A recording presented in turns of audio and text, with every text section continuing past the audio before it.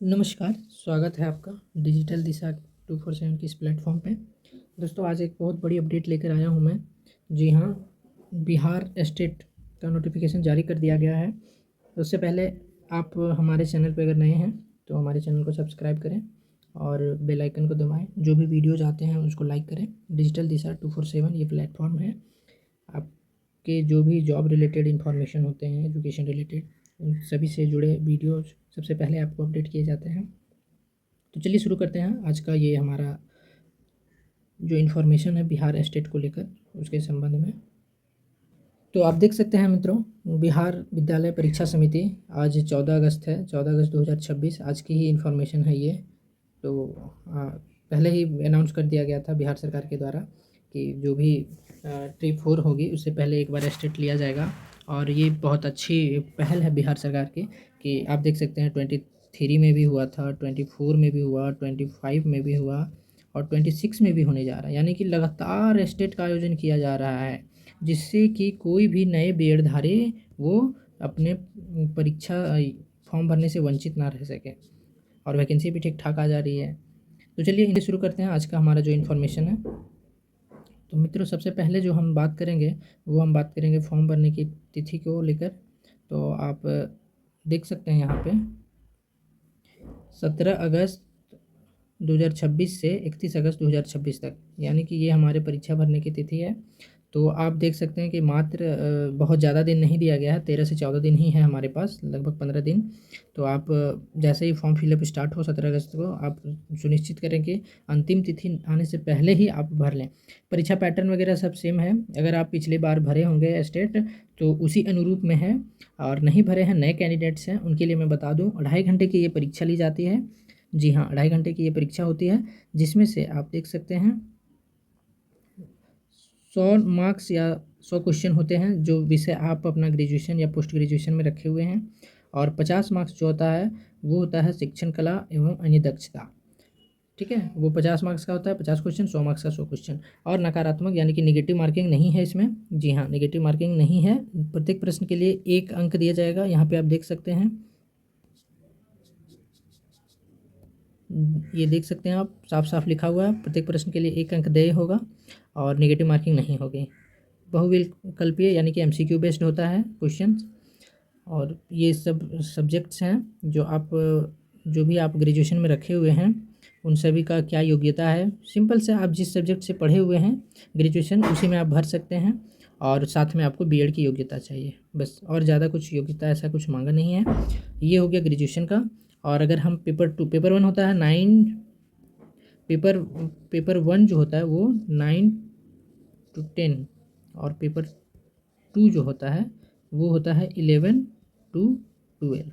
जी हाँ, तो आप देख सकते हैं पेपर 1 के लिए 9 to 10 के लिए लिया जाता है और पेपर 2 लिया जाता है 11-12 के लिए।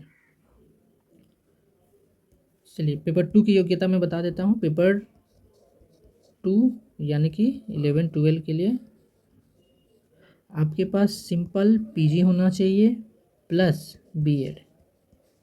जी हाँ, पीजी प्लस बीएड, बस इन्हीं 2 चीज़ों का ज़रूरत है।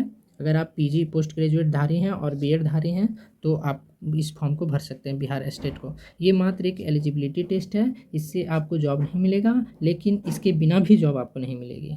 तो ये पास करना बहुत अनिवार्य है। अब पासिंग परसेंटेज की बात करें तो आप यहाँ पे देख सकते हैं हर कैटेगरी के लिए निर्धारित किया गया है। अगर आप जनरल से हैं तो जनरल के लिए 50% यानी कि 150 मार्क्स का होता है। इसमें से आप अगर 75 मार्क्स लाएंगे तो आप जनरल से क्वालिफाई कर जाएंगे। जी हाँ, जनरल से।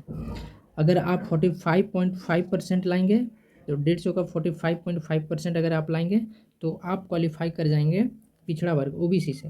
ध्यान रहे, ओबीसी या जो भी कैंडिडेट होंगे वो बिहार के ही माने जाएंगे।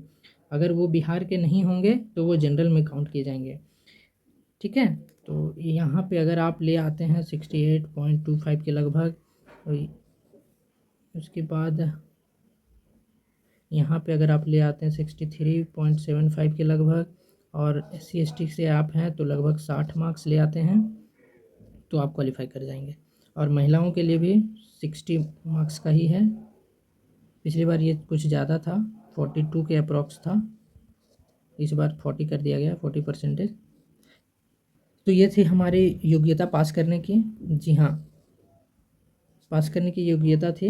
अगर आप जनरल कैटेगरी से हैं तो 50%, अदर स्टेट से भी हैं तो भी 50%, यानी कि 75 मार्क्स। और अगर इसी स्टेट के हैं, ओबीसी कैटेगरी में आते हैं तो 45.5%। अगर अत्यंत, देखिए ओबीसी में भी 2 कैटेगरी होता है, एक BC1, एक BC2।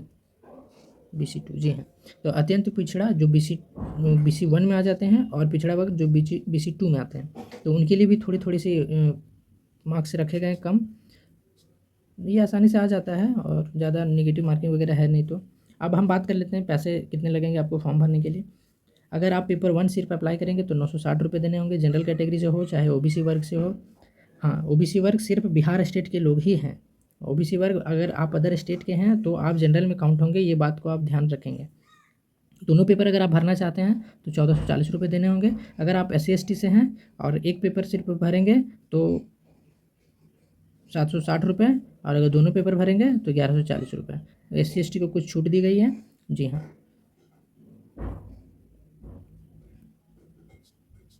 तो ये थे हमारे सारे इन्फॉर्मेशन। फॉर्म भरने की एक बार तिथि मैं फिर से बता देता हूँ, 17 अगस्त से 31 अगस्त, 17 अगस्त से 31 अगस्त। जी हाँ, ये तिथि को तो एकदम याद कर लेंगे, जैसे ही फॉर्म फिलअप चालू हो तुरंत भर लें।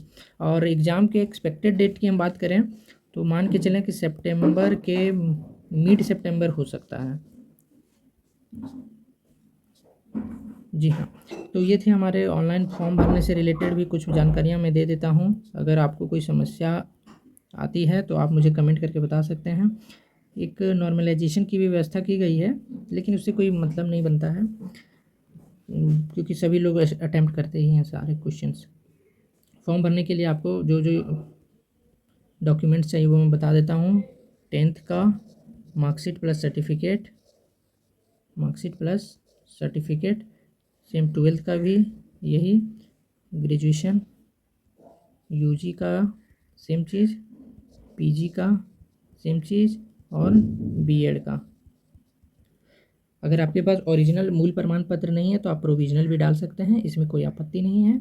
जी हाँ, और अपेयरिंग को मौका नहीं दिया गया है। जैसा कि हर बार आपको पता है कि जो भी स्टेट लिया जाता है उसमें अपेयरिंग वालों को नहीं मौका दिया जाता है। अपेयरिंग वाले को इसलिए मौका नहीं दिया जाता है क्योंकि उनके पास पीजी के या यूजी का रिजल्ट नहीं होता है, या बीएड अपेयरिंग है तो भी उनका रिजल्ट या प्रमाण पत्र नहीं होता है, इसलिए अपेयरिंग को मौका नहीं दिया गया। और हर साल तो एग्ज़ाम होता ही है, तो अपेयरिंग का मौका नहीं देना भी एक तरह से ठीक ही है, क्योंकि हर साल तो एग्ज़ाम ले ही लेते हैं ये लोग। लेकिन दे देते तो अच्छा रहता। खैर कोई बात नहीं, कोई बड़ी बात नहीं है, नहीं दिए तो हम कुछ कह भी नहीं सकते हैं, सरकार है। तो लगभग मैंने सारे पॉइंट्स तो कवर कर लिए हैं। कुछ अगर बच गए हों तो आप मुझे कमेंट करके बताएं, मैं आपको कमेंट में जानकारी दे दूँगा। परीक्षा पैटर्न भी मैंने बता ही दिया। चलिए वीडियो को करते हैं समाप्त। और अगर आप मेरे इस चैनल पर नए हैं तो डिजिटल दिशा के इस चैनल को सब्सक्राइब करें और बेल आइकन दबाएं, और जो भी आपके मित्र, जो भी बंधु हैं उनके साथ ये वीडियो को शेयर करें ताकि उन्हें भी ये जानकारी मिल सके। Thank you.